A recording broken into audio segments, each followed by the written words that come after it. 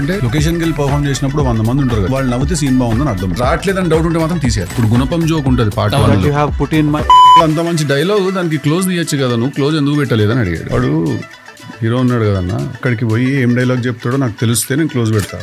రాసింది ఇంత, వాడు అక్కడ పోయినాక ఇంత మాట్లాడతాడు. మరి అడగవా హీరోని పోనీ వెళ్ళే ముందు ఏం చెప్తాడు అక్కడికి వెళ్ళాలంటే. ప్రాబ్లం ఏంటంటే వాడికి కూడా తెలియదు. అదేదో వాడు ఐస్ క్రీమ్ కాల్ చేసి ఒకటి తెస్తాడు.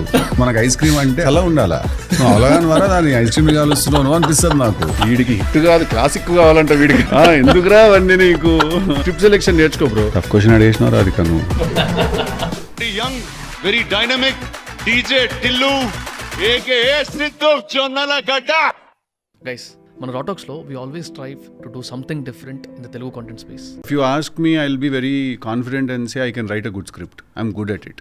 You've learned how to write and make a film and act in it, but how to promote it, you are taking baby steps.